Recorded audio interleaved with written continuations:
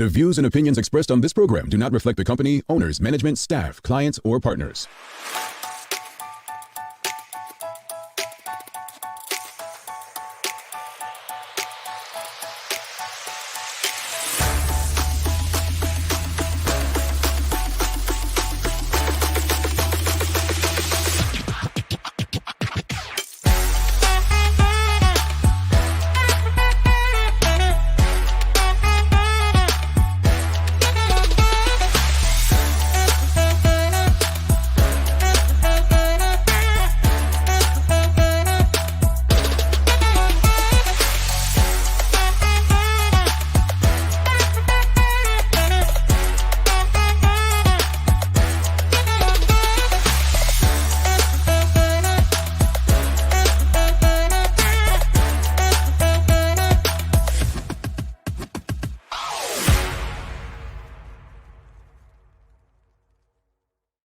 It's Thursday, the 19th day of October, 2023. Welcome to Bermuda's Daily Talk Show. It's the Daily Hour brought to you by the BAC Group of Companies, Medical House, and Lindo's. I'm Jamel Hartman. He's Rajay Denbrook, and Maya Palacio will be with us in a bit to bring you the latest in her news break brought to you by People's Pharmacy.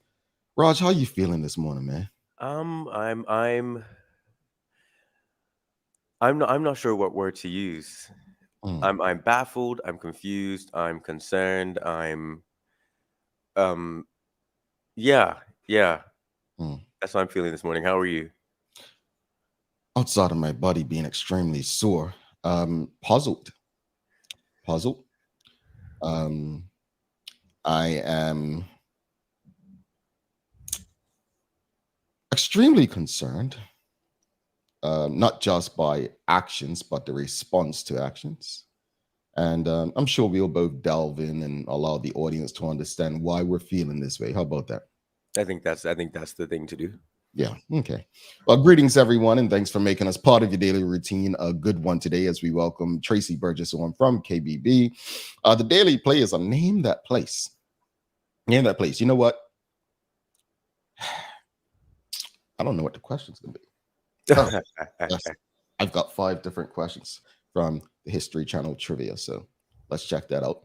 Don't forget to subscribe on our website. Follow us on all of our social media channels to stay up to date with all that we have going on. Help us grow beyond the mic as we do our part to continue to improve our community. And that's exactly why we do this every morning in a bid to improve our community. Let's just jump right into it. What concerns you most about the recent broad daylight shooting? What concerns you most about the most recent? It's not the first broad daylight shooting. I mean, let's not act like it was, Robin Hood or whatnot. We had this when my neighbor and my mate Ken Wundy, Wheels Robinson, was murdered in broad daylight while, people were patronizing Art Mouse. So let's not act like because it happened in the city of Hamilton that all of a sudden this is new, right? That's what I meant by the language. It's very interesting, acting as if, oh, now all of a sudden it's broad daylight. The disrespect to the lives we've lost who've been murdered during broad daylight. Like, don't do that. Don't do that, especially when it comes to Black men and our brothers that have been gunned down senselessly in the middle of the day. What you really mean is broad daylight in spaces where white people frequent. That's what you really mean. And this ain't on them, it's on Black people who are reacting like this. All right. But the question of the morning is, what concerns you most about the recent broad daylight shooting? What are your thoughts, audience? I think we should have been concerned a long time ago. I'm not sure about you, Rajay, but whether a shooting happens outside of a church or a school, or whether it happens outside of a home, to me, it's still a shooting. Especially if it's targeted, it's still a shooting. Mm-hmm. I don't like to hear the language as if we're minimizing other shootings based on where one occurs, how it occurs, right, and when it occurs. You know that whole not in my backyard mentality. Mm-hmm. And I think it's such a good example of that. Like there are so many people who are, and I'm going to use the word privileged enough to not have proximity to shootings, number one, like the actual physical proximity. They don't have to live in the, but also that means they don't have to deal with the issues, the social and economic and historical issues that have led to these shootings taking place. Right, because it's not because we have to remember that these acts of public violence, because that's what they are, and I find it really, really interesting that people don't use that language. Right, it's somebody making a choice to commit a profound act of violence in a public space. That implies so many different dynamics, and really, at the end of the day, as and I'm not trying to minimize it, it's attention seeking. Right, that's what it is at the end of the day. I know what it looks like when somebody is doing something to get attention, right? And when you have been denied affirmation of your humanity in so many ways in your life and in generations prior to you, that's going to bubble up and boil out in incredibly dangerous ways at some point. And especially when violence, the dialect of violence, is connected to a person's self-esteem and power, right? Because remember, for hundreds of years, we weren't told power was talking something out, power was community. We were told power is violence. And we were told as Black men, the greatest thing we're good at being is angry and violent, hypersexual and all kinds of things. So it's not like these things don't have context, right? But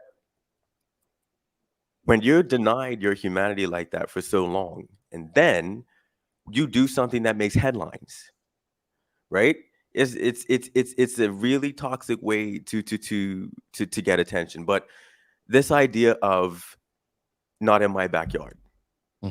You hit something because you went straight to the root, right? That's not surface level. This is root, and I think when you address the root, we tend to go deeper and into the understanding of the why, right? Why are we here?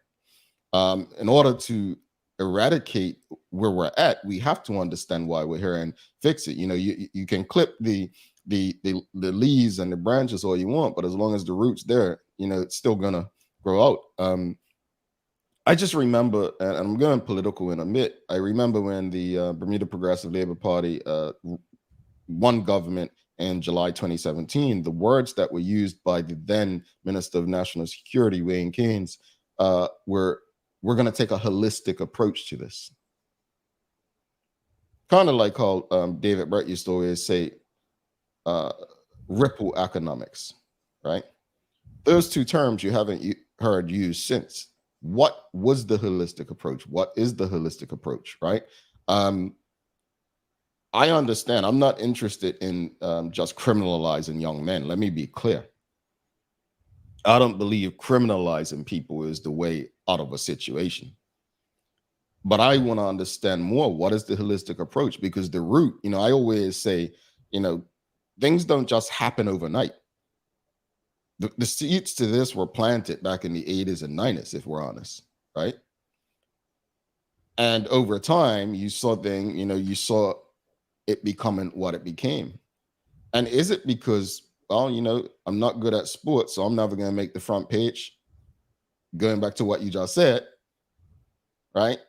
Let me find a way to get that recognition some other way, that attention.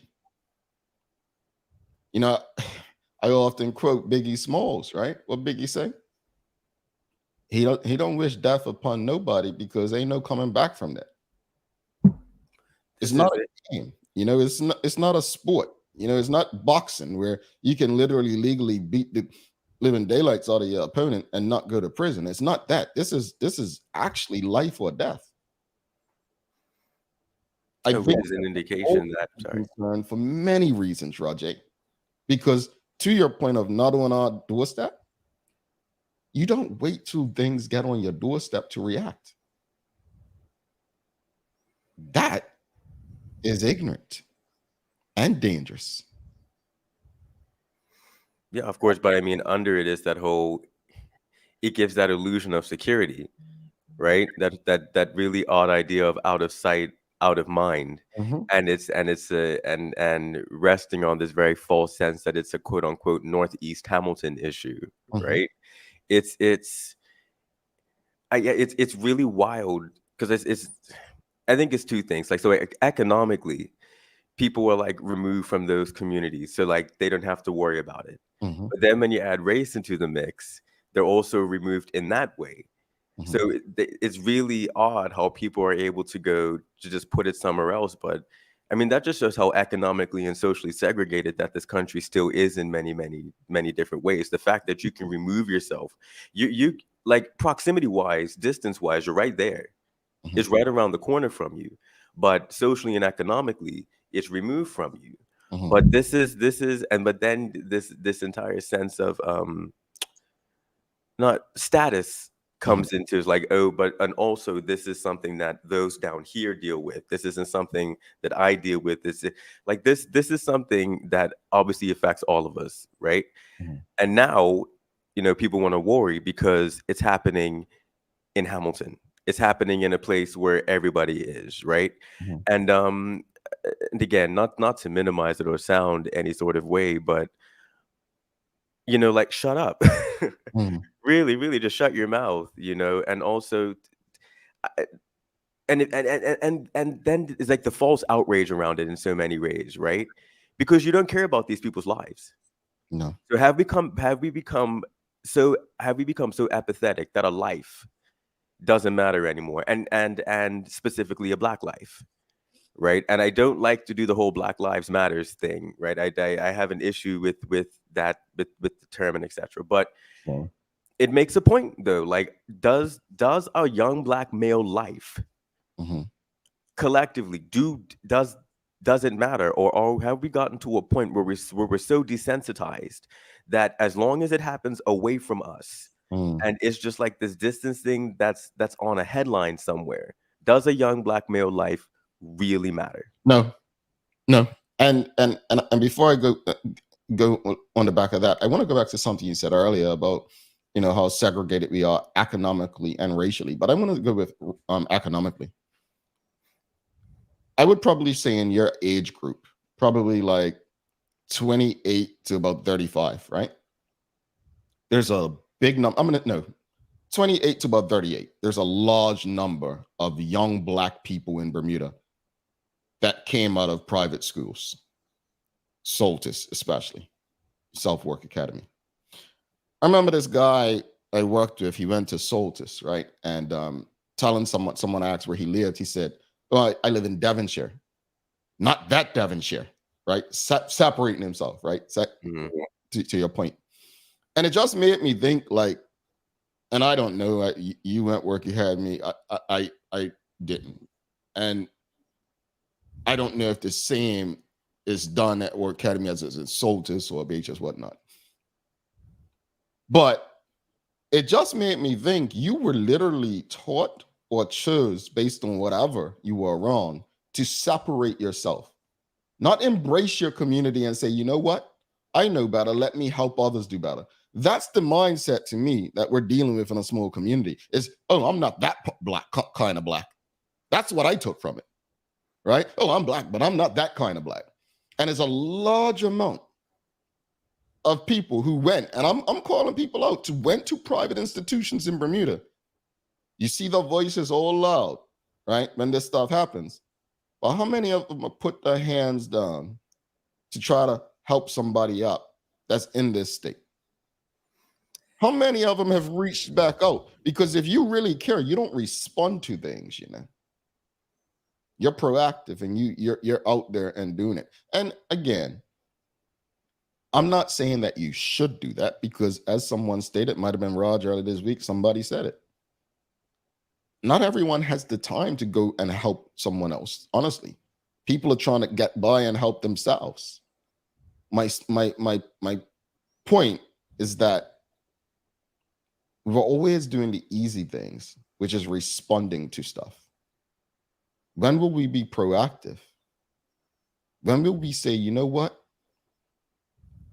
Let me go out and do that. And I'm not talking about, let's use this, Raj. I'm not talking about stuff that's going to pack your resume, like backpack giveaways and you know these volunteer things that make you look good. I'm actually talking about things that make a difference.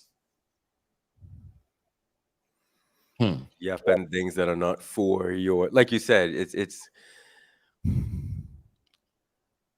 we yeah we I feel like we tend to do this thing where, like, the professional self, Hmm. because it's something I've grappled with as a young professional, right? Because it's you're expected to package yourself in a certain way, and then you're expecting that's supposed to like lead everything that you do. So even when you're out engaging with the community, like you're doing it in this superficial way to bolster yourself. It's not about connection. It's not about impact. It's not about it's not about affirming the inherent relationship that there is in community, right?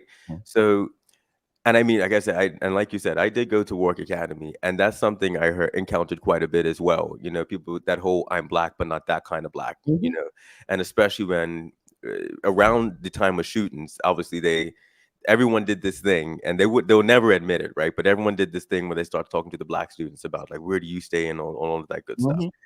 And you heard it all the time, like, that whole "I'm not that kind of black," and it is something that very much annoys me. Where now, you have these middle class, upper middle class black families Hmm. that, and they're very proud to say, we aren't even peripherally a part of that, and they're okay to let that culture fester in and of itself. Hmm. But that's not how things are going to get better, and shifting to this idea that, what, this is also my problem, Hmm. and we also need to move, I need to move like it's also my problem.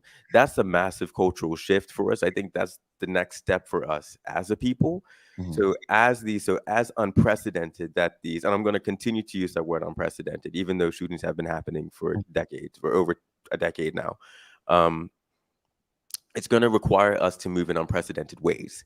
It's Hmm. going to require us, in particular, as Black people, to Hmm. move in unprecedented ways, and to think of ourselves in new ways, because allowing these cultures to fester the way that they are, it's not just going to die out. And I heard, one of my um, young Black friends in private school said this to me once, and I went, you know what? I don't know if things are ever going to get better, to be honest. Hmm. He says to me, or no, she says to me, no, no, I was talking to my mom and dad, da, da, da, da," and they're like very upper middle class, Hmm. very comfortable people, and we were saying that they should just take them all and put them on an island and let them kill each other. I've heard that. Yep. And it's like, you, and you said you had a conversation about it. Hmm. So you fleshed out this concept, like you really, and you thought it was okay to say this to me right now. And I tore into this person, and it was just, yeah, there's some, as much as we want to look at what these young men are doing, it's happening within an ecosystem, Yeah. right? It's not its own isolated thing. Yeah. Yeah. What concerns you most about the recent broad daylight shooting? We've got Suzanne Ingham. She says it doesn't matter where it is, it's traumatizing to anyone, no matter the time or place. Onion Soup says people had the same awe shock sediments when it happened at Robin Hood. They did. That makes my point. Divots, they did. Another makes my point. Victor Scott, the only thing I remember, because I heard that from my house and saw the action from my house. The only thing I remember is because I went around Hot 1075 that day because the deputy premier and she acting premier at the time, Paula Cox, wanted to speak on air about it. And the shock and awe was that it happened in front of children on what was considered one of the holiest days. The reaction is not the same when it happens on St. Monica's Road or a barber shop where someone's just getting a haircut. It hasn't been the same. And that's the concern for me. It has to happen in spaces that are not supposed to have that kind of behavior. It's supposed to happen on St. Monica's Road. It's supposed to happen in a black barber shop. That's the point.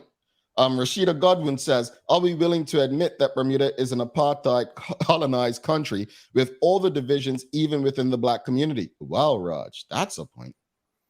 Yeah, Rashida's hit the nail on the head again.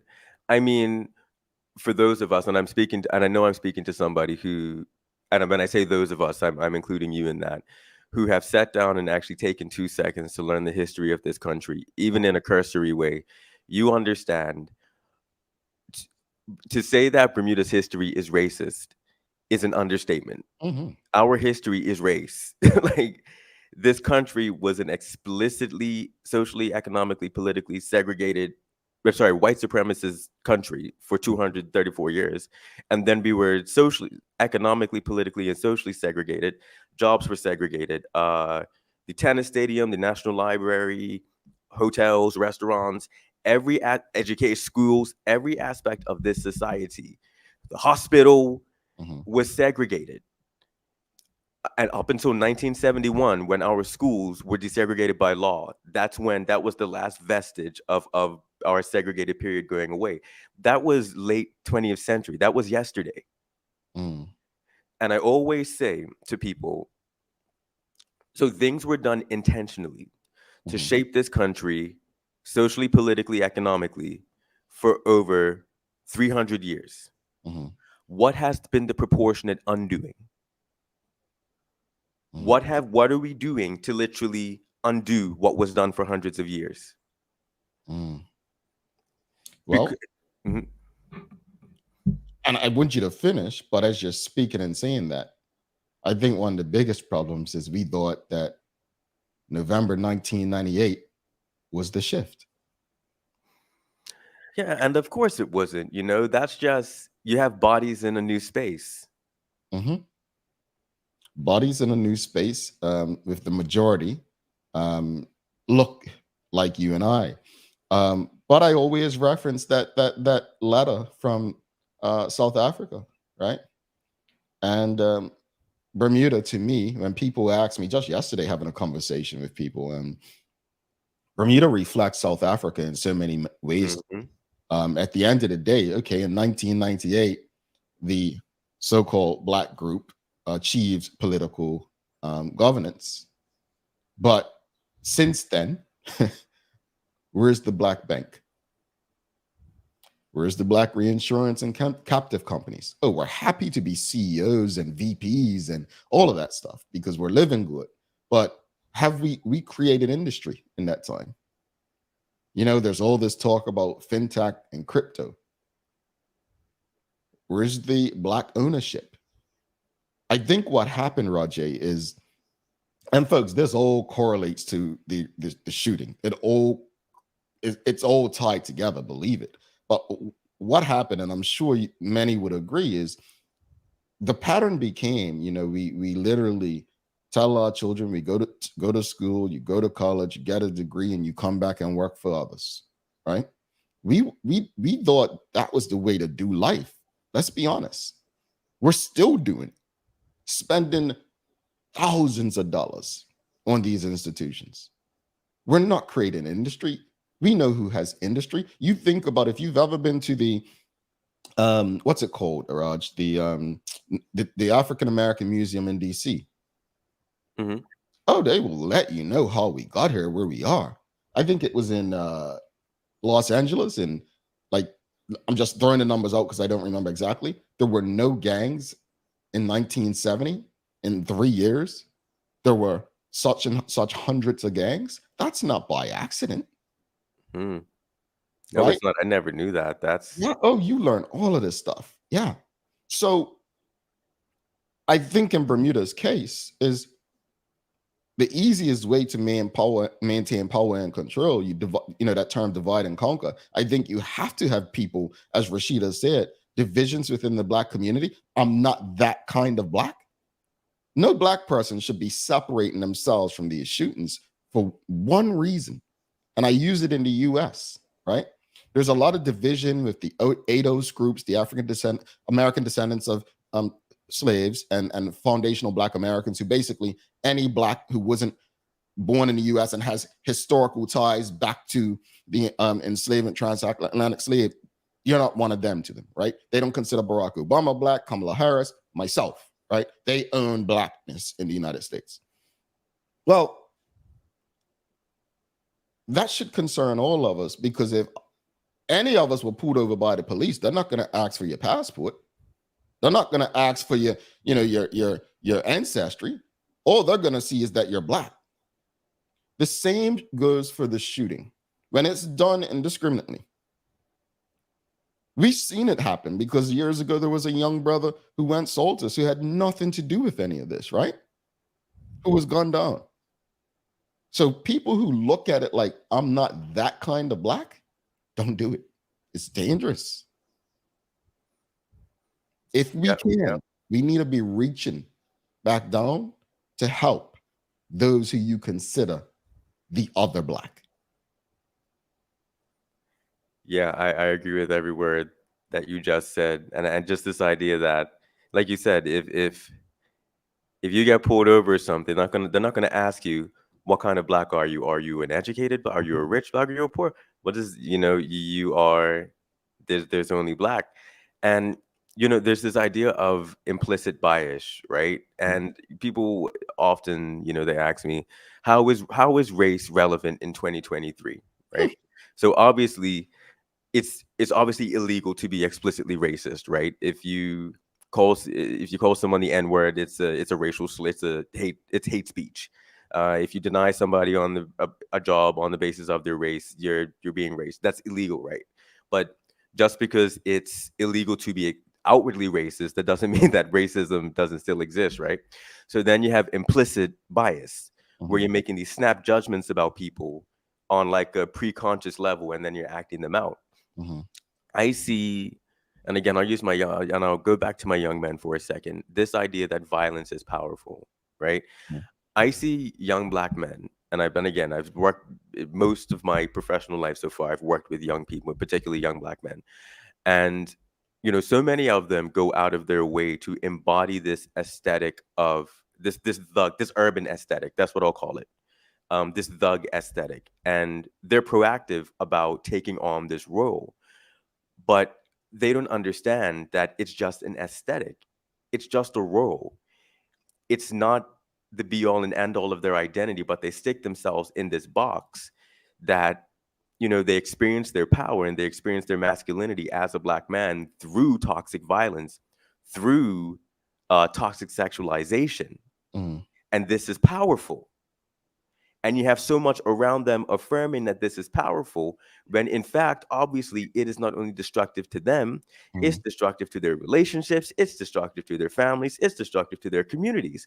So as black people, we really need to sit down and ask each other, why in the world are our young men, so many of our young men, choosing to embody themselves in a way that's destroying them?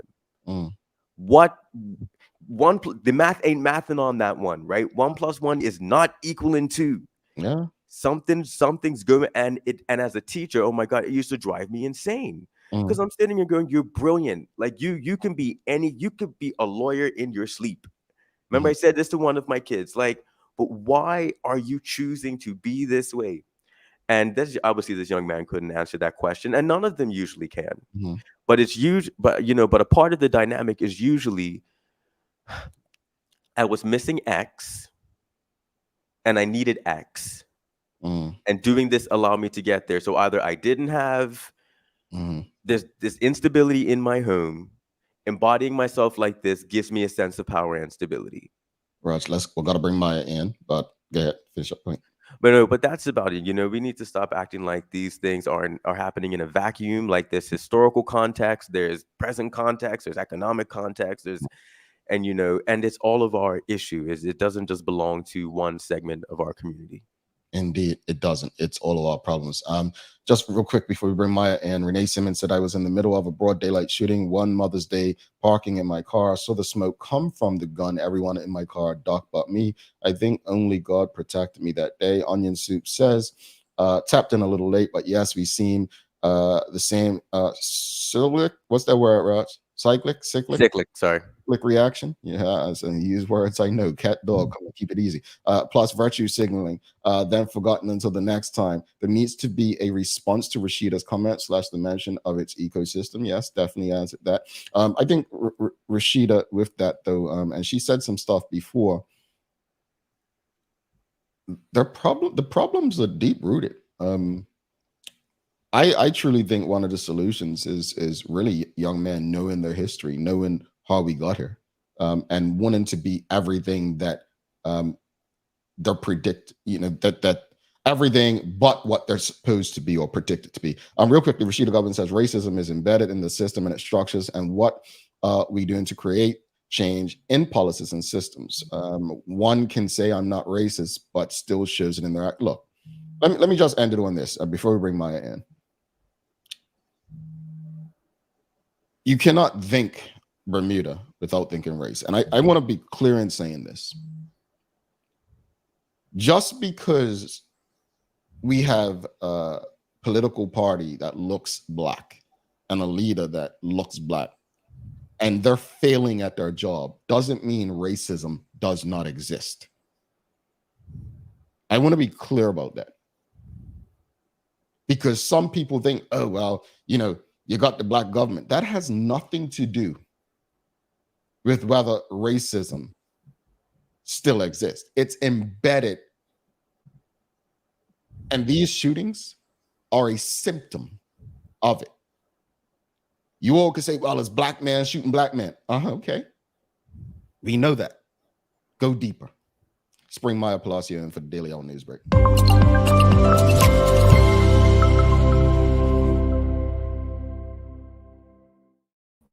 Good morning. Good morning. Greetings, Maya. I'm pretty sure you have a lot to discuss today and update us on the shootings, correct? Yes, I do. Take it away. All right. Well, good morning, everyone. This is the Daily Hour News brought to you by People's Pharmacy. Starting out with the first story, exactly what we're talking about this morning. I have a video for you, so let's present it here and let's take a look.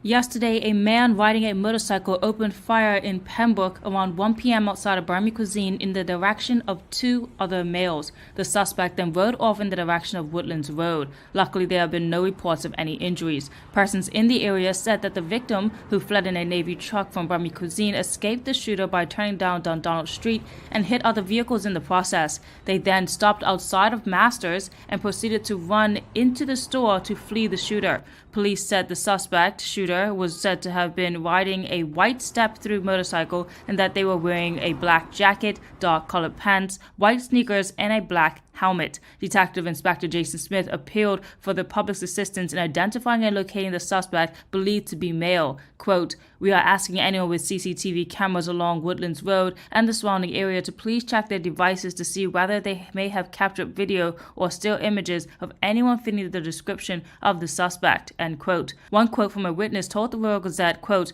"There were maybe about 6 of us in the line at the time, maybe more at Bermuda Cuisine, and lots of other people around too. It's lucky nobody was killed," end quote.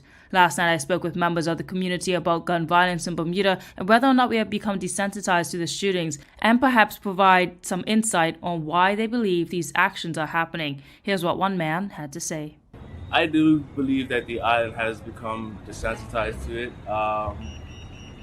I feel like the shooting is a result of us overall embracing more communities than our own. Like, I don't know if it's just me, I don't know if it might just be a COVID thing, but I haven't seen, or me personally, I haven't even been to a family reunion in a minute. You feel me? Like, I know when I was growing up, I was always out, with my little cousins or something, like some sort of sense of community.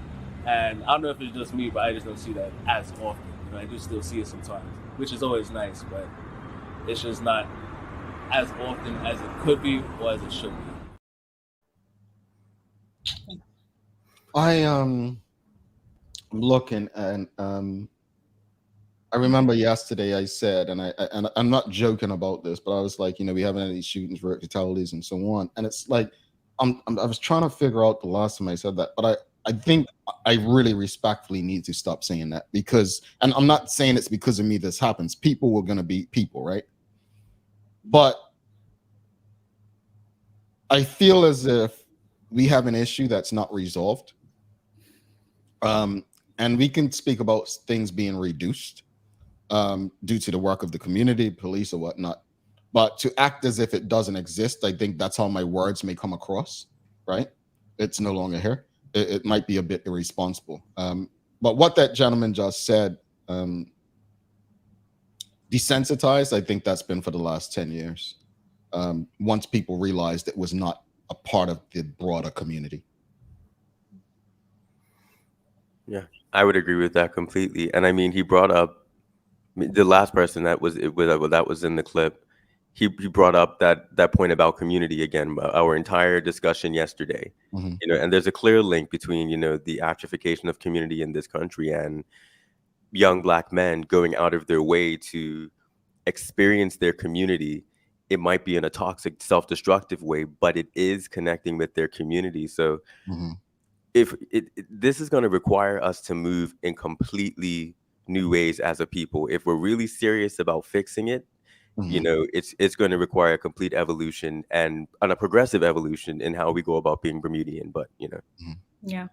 What I really enjoyed actually about my conversation with the young man last night, and also there's other people there too. We end up having like a pretty profound discussion, just myself and other younger black men too. And it was just like we just really talked about the fact that yeah, you know what, we haven't, like you said, we haven't had those family reunions like we used to. Yeah. Can't remember the last one I went to, and just like that sense, like you said, of community. And then we also mentioned, I believe, Raj, like you guys mentioned it before on this show, there's that this African proverb about a child who doesn't feel the warmth or love of the community will light a match So, and burn it all down. to feel his warmth, yeah. Yeah, to feel its warmth. Yes. So like we kind of like also just, broke that down too. And it was just like a really good discussion to have, see how they felt, how I felt, and Mhm. just about the community aspects of what we're missing on the island. So yeah, Mhm. it's And engage, interesting. and that's community. I think people might like they underestimate the power of connection through a simple conversation. Like Mhm. just stopping and talking to one another is such a powerful way to affirm somebody and to affirm community. So like it doesn't surprise me that Maya had you took advantage of that opportunity to connect and have such a wonderful conversation with them last night. And I Mhm. feel like people would just do simple things like that. You could see such a turnaround. Indeed. What Yeah. else you got for us, man? Well, in other news, there is a reported of a removed car from St. August Church Street lot. This came from the police. They said that they are appealing for the public's assistance in locating a silver Hyundai, 110 car with license plate 37855. It was reported to be removed from St. August Church parking lot in Pembroke sometime between 9 a.m. and 3 p.m. Yesterday, Wednesday, October the 18th. So if you see that car, look out for it. They didn't specifically say in the report that it was stolen, but just that it was removed from the parking lot and the police are looking You for know it. what my question was going to be? Removed. So means taken without permission, which means stolen, but let's use the police language, removed. Yes. Okay. In other news, the Hamilton Center bus terminal, well, that will be closed temporarily for paving works. The city of Hamilton wishes to advise motorists, businesses, and the general public that as of October 23rd, work is due to commence on the resurfacing of the entrance and the exit points of the Hamilton Central bus terminal located on Washington Street. Due to the necessary work, the bus terminal will be temporarily closed until the road paving concludes, which is scheduled to be on October 30th. It's hoping that's when it'll all be done. These dates were chosen in collaboration with the Public Transport Department, as they are the days when school will be out on midterm break. Okay. Yeah. Happy inconvenience to you all. Yes, definitely. And then also in other news that we already had a postpone for the Gombe Festival, but in case you didn't know, there was another added postpone to it, obviously because of the inclement weather that we are having. So it won't be until the 4th of November. The 4th of November now is when the Gombe Festival showcase will take place. Okay. All right. Either, but okay. Go ahead, man. And in my final news for this morning, Bermuda announces the recipients of their first ever racial justice awardees for the Dr. Eva Naomi Hudson ceremony. And here are the list of the recipients and awards here. And I think we know a very familiar name there as we see Rashida Godwin on the top right there of the corner. Congratulations. But yeah, and those are your names. Those are the recipients for the award ceremony, which will take place on October the 21st. So that's I'm sorry. What's this award for? this is the Dr. Eva Naomi Hudson Ceremony Award for racial injustice. Basically, everyone that was nominated, these are the awardees for it, and they are persons who have, continued the steps of practicing or, trying to implement racial justice in Bermuda since her passing. So these are persons who have continued basically her mission. No comment. Yeah, I have my thoughts too. We'll talk off air. No comment. Wow. Yeah, okay. Congratulations, Rishi. I mean, Rashida, that's Rashida. a wonderful inclusion. Yes, big up yourself, Rashida. Yeah. What you're doing. Yeah. And in your weather report today is plenty of sunshine, turning hazy at times, and we have a high of 78 degrees. Thank you so much for that, Maya. That list, yeah. What you got for days of the year, Raj? Today is Evaluate Your Life Day. Oh, Yeah. So a little bit of self-reflection. Say it again. we all need to do that, right? This is it. This is it. So today is Evaluate Your Life Day. So a little bit of self-reflection. Never hurt anybody. Maybe some things you haven't been paying attention to in your life that you need to give attention to. Maybe reorganize yourself a little bit. Anything you've been avoiding. I haven't been avoiding anything. Have I been avoiding anything? I don't feel like thinking about that today. You know what, Raj? I think learning from like Sherry and others in like social work and psychologists, like I think everyone should probably have a therapist, no matter how great you think your life is, right? I think therapy is important career-wise, personal, professional, like it just makes sense. So evaluating yourself, self-reflection is probably the best thing we can do. One of the best things we can do. It helps you hold yourself accountable and to a higher standard, at least it should, and help you improve. So yeah, thank you for that. That's a good one. So what is it? Evaluate Yourself Day? Yes, Evaluate Your Life Day. Evaluate your life. Yeah. Maya, do you evaluate? I mean, I have goals that I want to reach. I don't know if that's even the process of evaluating my life. I don't know. So I might sit there and be like, am I happy today or something like that? But I don't know. She does. I'm gonna tell you why, because she has a conscience, and she be like, Jamal, I'm got a question. What are your thoughts on this? She thinks. That's evaluating things that are happening in your life. It may not be as deep as most, some others, but it's still evaluating things. So no, I think you do, but probably just what story should you put out a story? So I think you do. Anyway, I'm not going to put you on the spot anymore. Thank you so much, Maya. Thank you. Thank you for those conversations with this gentleman too. I hope people really, really connected with everything they said, because I'm sitting here thinking about my family reunions. My Gibbons family, we have one often. I'm just not there because I'm overseas. And Augustus, we had them a lot when I was younger. So, folks, family reunions are extremely important in a small community, and I guarantee you, if people knew who their family were, they'd probably be less violent toward them. Maya, see you tomorrow. See you tomorrow. All right, folks. Maya Palacio, do not go anywhere. We're coming back. Conversation with Traci Burgess from KBB.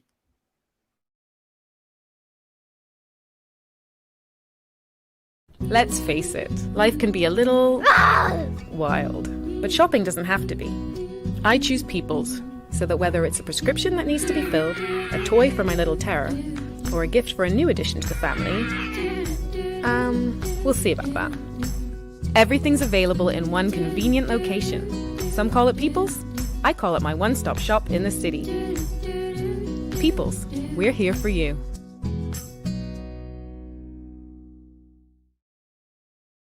Welcome to the new bulk store, Lindo's next.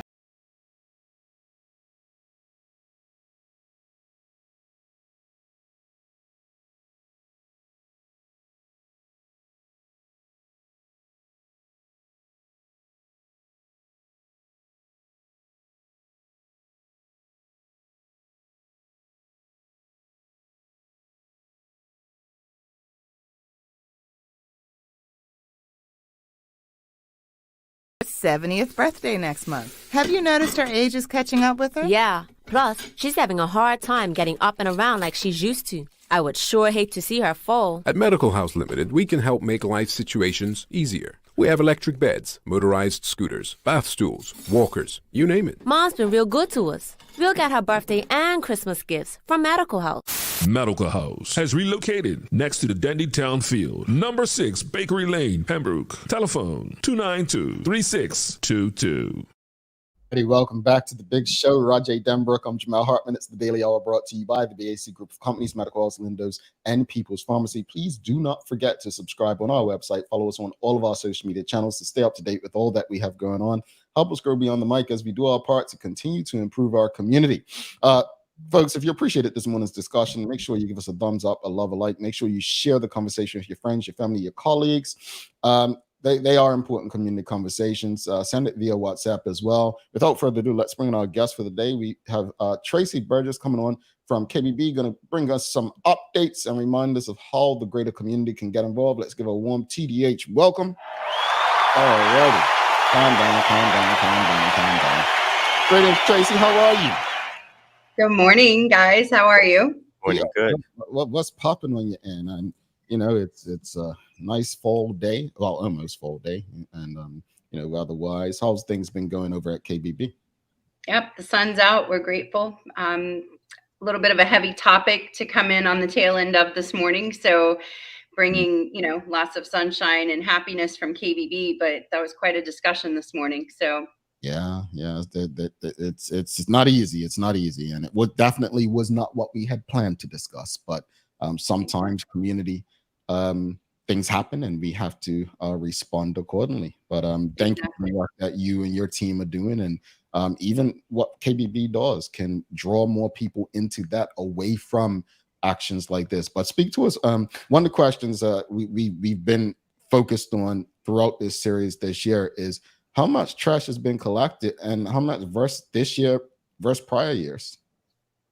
Yeah, so we've exceeded last year's total, which had exceeded previous year's totals by quite a lot. And we're just in the middle of wrapping up the Island-wide coastal cleanup. So far this month, during the Island-wide coastal cleanup, we've collected about 15,000 pounds. So we're somewhere up around 130,000 pounds for the whole year for what we've removed for, roadside litter, illegal dumping, and ocean pollution from all across the island. Wow. I'm reminded through these conversations that keeping Bermuda beautiful isn't just on land. It's definitely surrounding waters as well. Bermuda, folks, we've got to do the work.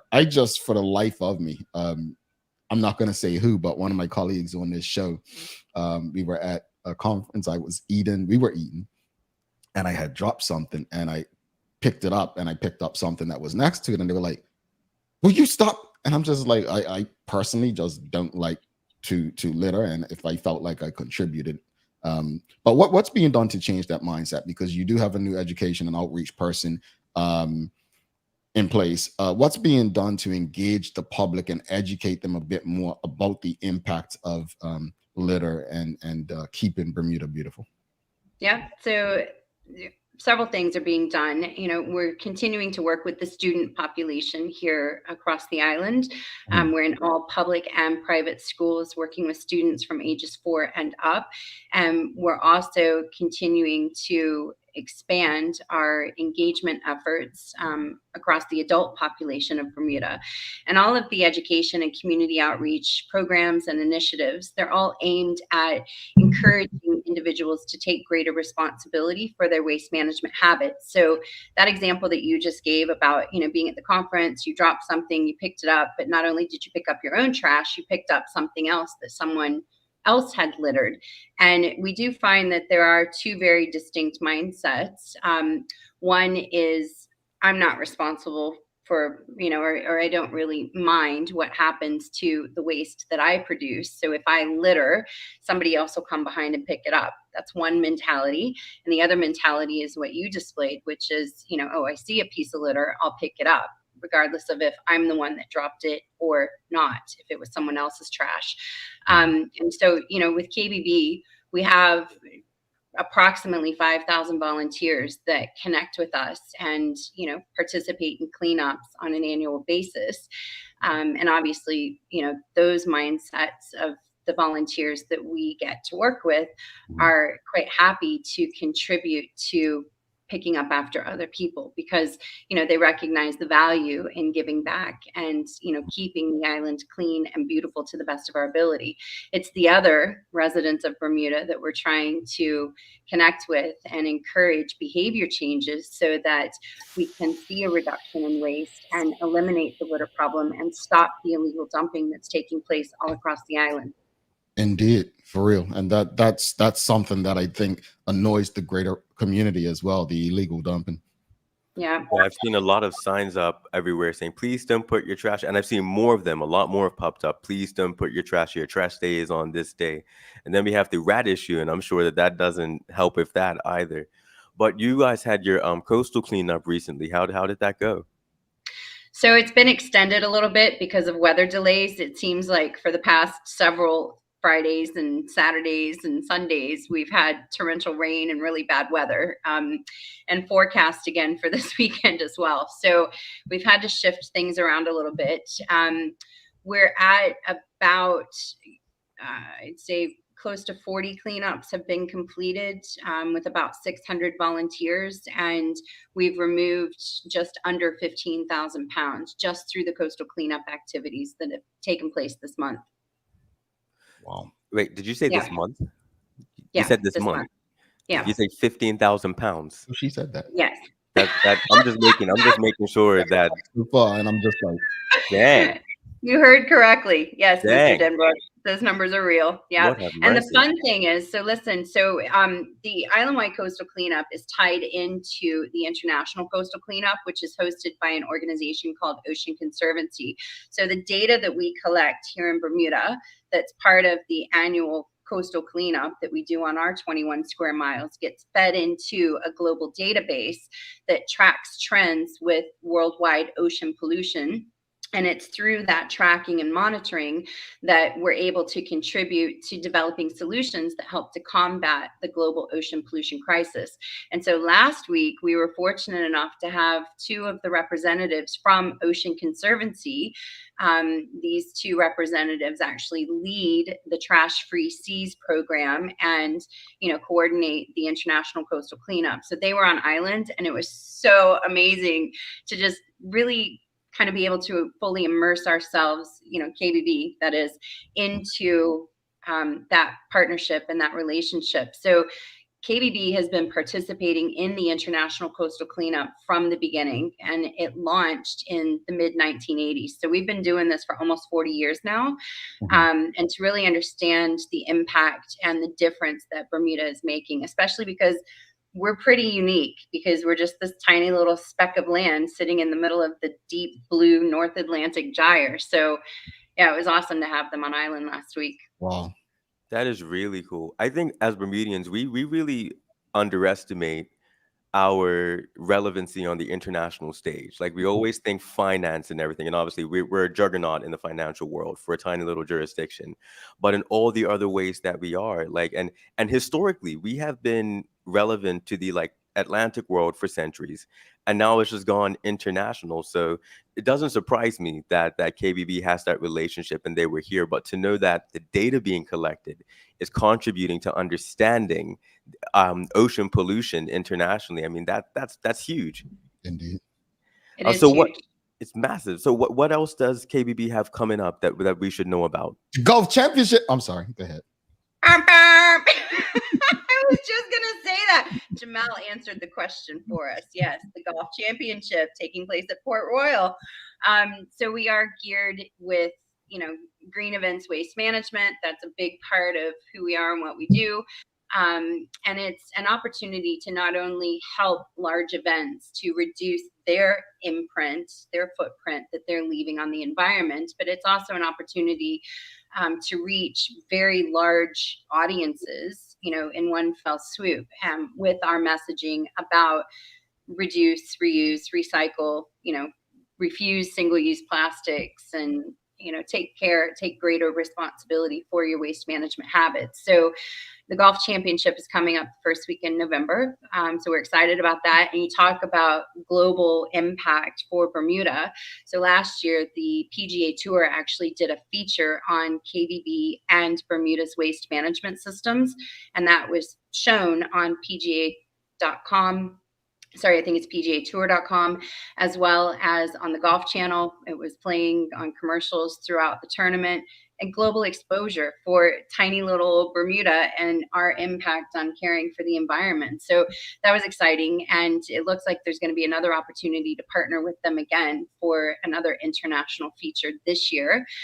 We just wrapped up the partnership with the Bermuda Cricket Board with their two major tournaments that just took place early September and first week in October with the Bermuda Premier League and the ICC men's pre-qualifier for the T20.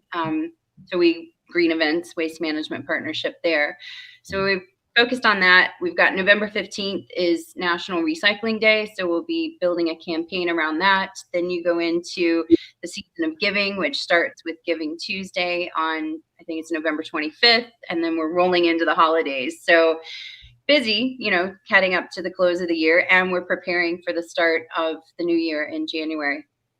A lot happening. We've got some questions in the audience as well. So Elephant 999, with all that you've got going on, is asking, is KBB willing to collaborate with locals who want to add to the education of keeping the island clean from more of a spiritual angle? Absolutely. Yep. So we collab with just about anybody who's open to collaborating. We believe in the power of partnerships, and everything that we do starts with relationship building first. And we're quite happy to connect with churches and spiritual groups and youth groups. We've done quite a lot with different faith-based youth group organizations. So definitely open to it. You can contact us on 799-5142, or you can email office@kbb.bm, or you can also reach us through the website, which is www.kbb.bm. All righty. Janet Maynard says, education on KBB begins at home. If we do not train our children about dropping trash on our roads and beaches, it will get worse, as we are seeing the results of this today. Couldn't agree more. Manuela John asking, has there been any consideration to placing garbage bins near recreational facilities? Seems like people litter the areas as they leave, rather than taking it to the nearest trash bins or home. Yeah, so we work very closely with the Bermuda government and the Department of Waste Management, as well as the Department of Parks and, various other people throughout the Ministry of Public Works and other ministries. But they have responsibility for kind of roadside bins and, bins that are off private property. So for example, when we're coming in and partnering with large events and doing green event waste management plans, we're making sure that wherever the venue is, that it's fully equipped with, easily accessible trash and recycling bins.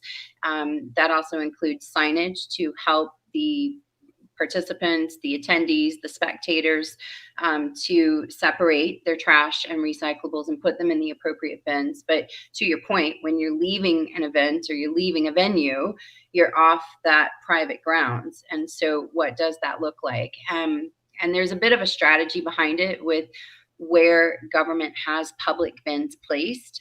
They've tried a number of different things.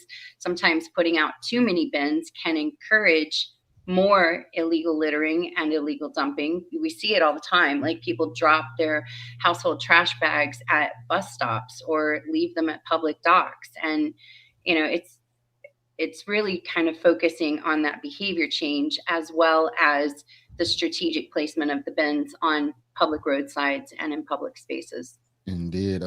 Elephant 999 asking, are local shops working with KBB to encourage using non-plastic bags, cutlery, cups, etc.? Yep, to a large degree, actually. And KBB is half of a partnership in the Beyond Plastic Bermuda campaign, which was actually formed out of a collaboration between KBB and BEST, Bermuda Environmental Sustainability Task Force. And the Beyond Plastic Bermuda campaign is solely focused on supporting Bermuda's transition away from single-use plastics. And so that includes a lot of education, raising awareness for the toxic impact and the perils of plastic, not only on the environment, but also on human health. It includes providing consumers with access to alternative resources, so that it makes the choice to say no to single-use plastics is easier, right? So you switch to reusable and recyclable products. And it includes connecting with restaurants, hospitality, local suppliers, and local vendors to try and help them shift away from offering single-use plastics to the consumers. All right. Teray Toll's asking, does KBB lobby Belco to address the impact on the environment, or are efforts for citizens and not companies? So Belco Belco's concerns and, where the community is raising awareness about their concerns regarding Belco is impacting the environment, but KBB's focus is specifically on waste management. And so those concerns are not necessarily within our remit. So our mission is to reduce waste, eliminate litter, and beautify the island. And we do that through action and education. But when it comes to, air quality issues or, price of electricity in Bermuda, that's not really within our scope. That would be best, I would think. Environmental sustainability. I think that would be best, if I'm not mistaken. The Chica Trot's asking, should recycling be mandatory in Bermuda? Would it help waste reduction, actually? My personal opinion is yes. I think it would help. Will Bermuda move in that direction? I'm not sure. I know that it's something that has been looked at previously, and it may be on the radar again in the future. But yeah, and until such time, because KBB does not, create laws. We don't have enforcement powers. So until such time that mandatory recycling may or may not come into effect, it's, it is our responsibility to continue trying to educate the community and encourage more people to start recycling if they're not already doing so. All righty. Traci, so we're going to do a trivia once we come back from break. Tell them what they're going to win today. So today's prize is a KBB and Ocean Conservancy goodie bag. There's a 4-pack of Deep Bay hard seltzer, and there's an Ocean Conservancy tote bag. There's an Ocean Conservancy reusable canteen mug. I think there's a KBB water bottle. Just a few other little bits and pieces in it. So I want it. I want that. You want it? I like a little tote. Okay, Raj. Hit me up after the show.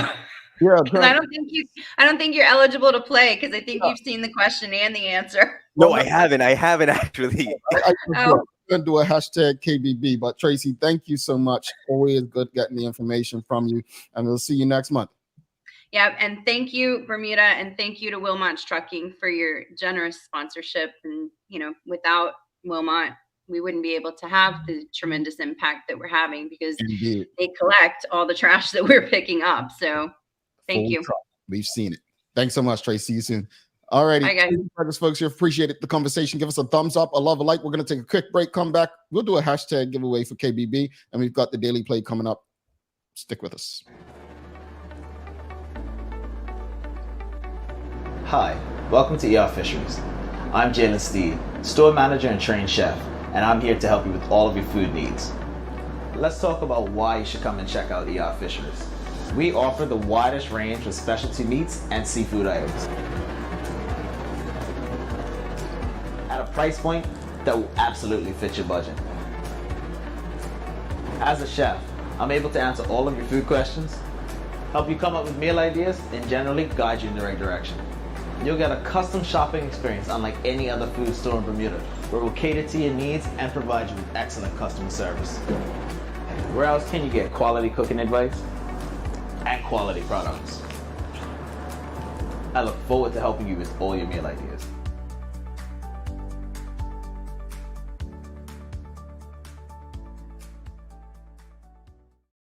know what's funny, right? Is everyone started putting the hashtag in, and I forgot I actually said it before we went to break. I'm like, how did they know? And I'm like, I think I said it. But anyway, welcome back to the show. Jamel, that was 10 seconds. How did you? What happened? I forgot I said. I'm like, because I was, during the break, business partners want to send you messages, and Okay, Frank. You know what? I saw, that wonderful wonderful doctor at Sinu. Oh, I can't remember her name. The neurologist, psychologist in Bermuda. Right. She did a post yesterday saying that multitasking is not real. Your brain can only focus on one thing at a time. I agree. I apply that to social media. That's why I don't think we should be on all these social media platforms. But welcome back, folks. Thanks again to Traci Burgess for coming in on the show. Thanks. Please give us a thumbs up, a love, a like if you appreciate the conversation. Thanks again to the BAC Group of Companies, Medical House Lindos, and People's Pharmacy for ensuring that we're able to have these conversations with you on a daily basis as well.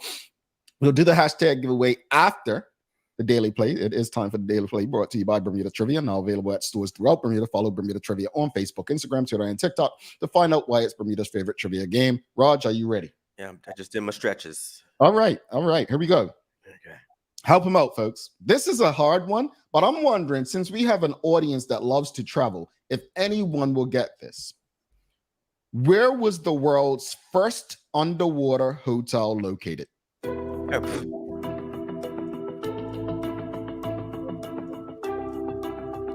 The Maldives.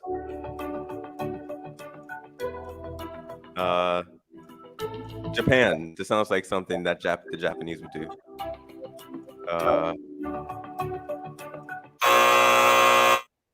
You know what, Raj? Everyone would think the kind of destination that you're saying, Maldives, Malta, or Dubai. I was waiting for this. Was it what, in the Arctic? Was it Canada? The first, according to the History Channel, the world's first underwater hotel was located in the very state that I live in. It was in Key Largo, Florida. Okay. But crazy thing is, I was like, it's gotta be over there in like Seychelles or the Maldives. But yeah, it was in Key Largo, Florida. I mean, an underwater hotel sounds intensely Floridian. I mean, because the Floridians can be whimsical, and that sounds like some whimsical Florida thing. So it's also something this Bermudian would never ever do. Yeah, something I would never do. Folks, the hashtag is KBB. Put it in. We'll do the giveaway in a few. You all. But Raj, let's wrap it up. We spoke about the what concerns us most about the shootings, and then we had the conversation with KBB. Final thoughts. I'm going to read something very quickly, if that's okay, as my final thought. And this is a shameless plug. This is actually from my undergraduate dissertation. I can't find mine. Go ahead. I got a good grade on mine. I kept this to remind myself that, I can actually think in a straight line sometimes. The title of the dissertation is The Relevance of Race, the Potential of Using Drama and Theater with Bermuda's Disadvantaged Young Black Men to Develop Their Sense of Critical Awareness and Agency. And I'm going to read this bit. It's a quote. It says, somebody I quoted in it says, today's resistance manifests itself in what whites can only see as the, quote, social ills of the ghetto, i.e., crime, high school dropouts, unemployment, etc.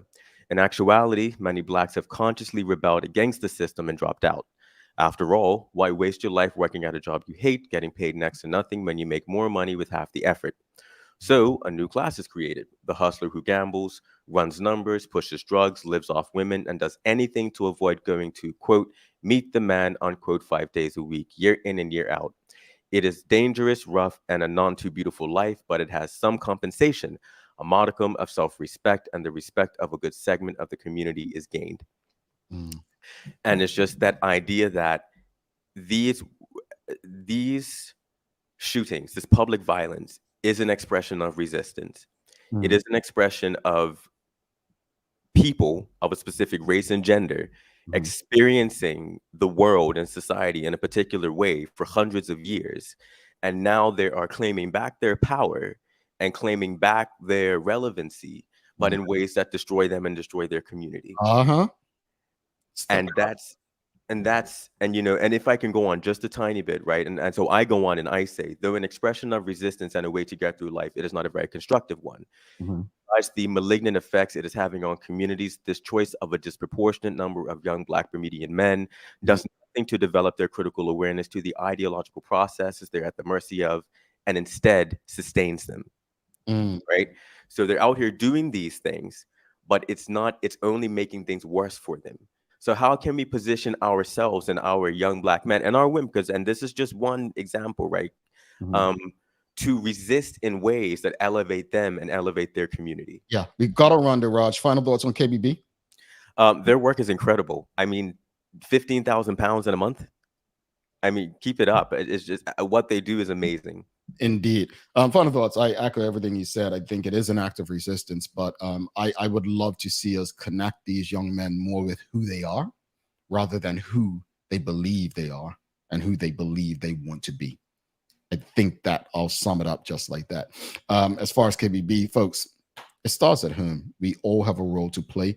when it comes to keeping Bermuda beautiful and healthy. Before we do the giveaway, Sheldon Fox, you never sent an email to engage at thedailyhour.com to pick up your belongings. Sean DeShields, you never sent an email as well.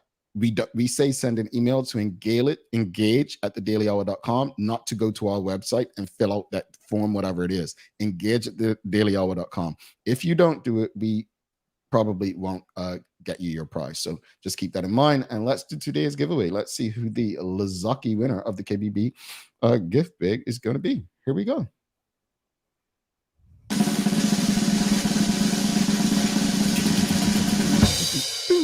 It's never one time that from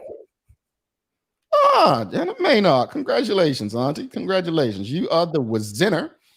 Send us an email to engage at thedailyhour.com and we will send your info over to KBB so you can get your winnings. All right. Congratulations. Give her a big congrats and big props to her. Raj, you've got some daily inspiration for the Fishers and Foods today.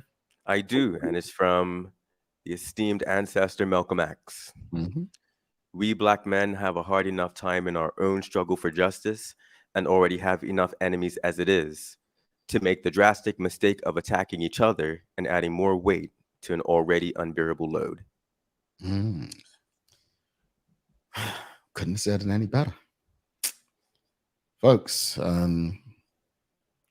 we have a problem in our community.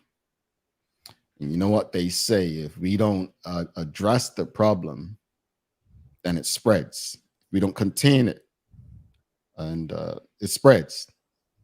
That's exactly what's happened over the years. So that said, don't forget to subscribe on our website, thedailyhour.com. Follow us on all of our social media channels to stay up to date with all that we have going on. Help us grow beyond the mic as we do our part to continue to improve our community. Thanks again to our partners, the BAC Group of Companies, Medical House Lindos, and People's Pharmacy, for ensuring that we're able to do this with you on a daily basis. As always, we appreciate you, we love you, and we thank you for making us part of your daily routine. If all goes well, we'll be back to do this again with you tomorrow. He's Roger Denbrook. I'm Jamal Hartman. Please do make it a safe and a great day. We are out. Peace.